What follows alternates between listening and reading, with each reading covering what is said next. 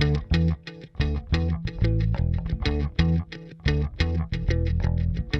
I'm Hoops. And I'm Flip. We're from Main Ingredient, catering company just outside London, and today we're going to show you a great little recipe.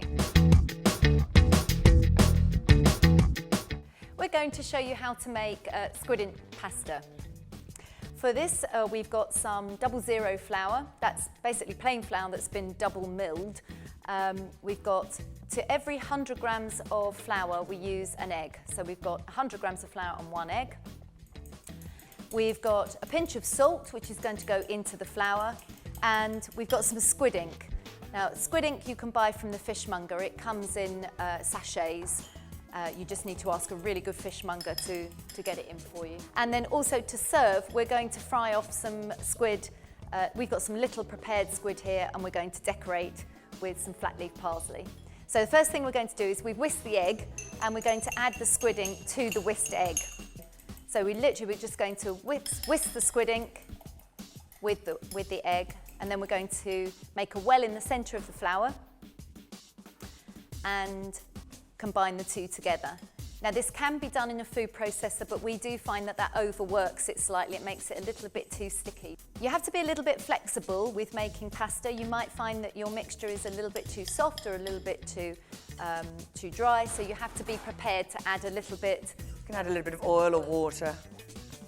So I'm going to mix the two together, and then a very good acquisition for making squid ink pasta is a pair of gloves, isn't it? Otherwise you might get black hands. Don't be tempted to add too much liquid or flour first. Have a go at kneading it. And then we need to knead the pasta for 10 minutes. So we're going to turn it out onto a floured board, and then we're going to knead it. And it's really important to knead it for the whole 10 minutes. It stretches the glutens and it starts to work the pasta into a really soft, silky dough. If you don't, you'll get a very tight, very short pasta that will just be far too inedible. It will be very tough. So we're going to knead that for 10 minutes. Well, Flip's been now kneading for 10 minutes, and you can see that we've got a lovely, soft, silky dough. So now we need to wrap that in cling film, and we need to rest it. It's very important to rest the dough between each kneading session. And again, that allows the pasta to rest, and it will give you a much softer dough. So we're going to rest the pasta for at least 20 minutes, but you can rest it overnight. So our dough has been resting now for 20 minutes in the fridge, and we're now going to roll it. So we're going to roll it through a pasta machine. So if you haven't had rolled through a pasta machine before, this is what it looks like. We're making tagliatelle today, so we've got our cutter on the back. Loosen it up a little bit after it's been in the fridge so that you can get it through the machine easily. Work it through a little bit. You can never over knead. So then we're just going to dust the surface and the machine with a little bit of flour. Break it into 2 pieces. And then flatten it out, and particularly at one end so that you can actually feed it through the machine.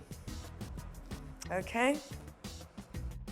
Right. So we've got the pasta machine on the widest setting. So through the widest setting once, and then fold. Fold like a little blanket. Squeeze the end again so you can get it through.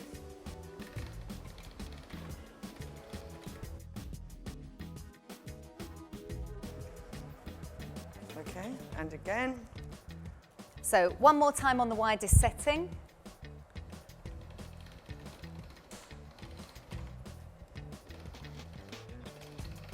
We're going to go down one.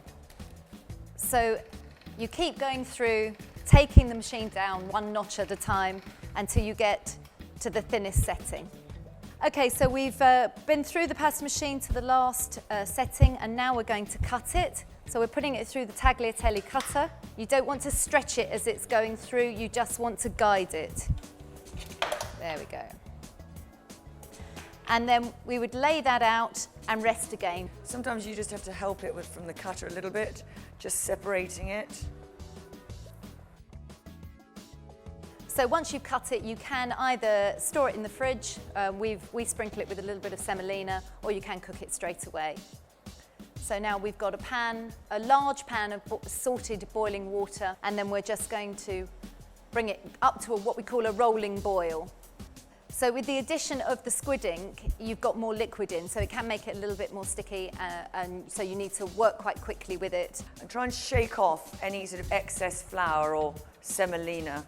So we've made the pasta, now we're going to get ready to boil it, but we're going to serve our pasta with some squid. So this is the prepared squid we showed you earlier on, and all we've done is cut it in half and lightly scored the inside.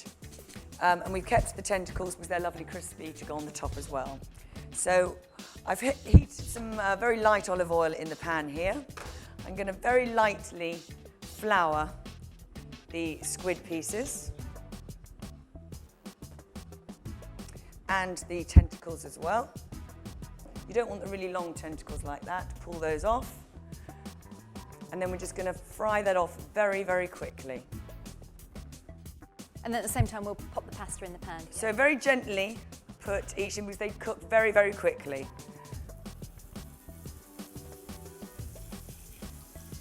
A little bit more oil if necessary.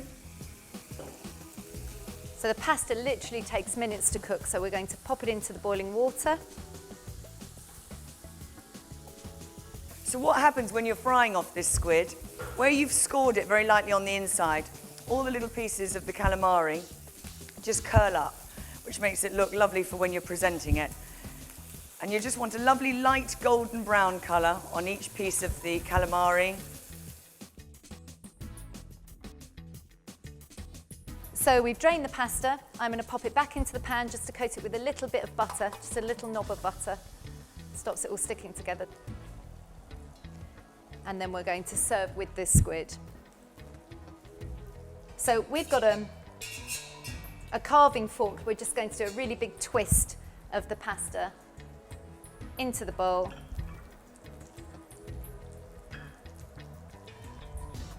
Just put a little bit of gloss of olive oil on that. Lovely. And then a little bit of Flat leaf flat parsley. leaf to decorate on the top. And some black pepper. There we go. And that's how to make squid ink pasta.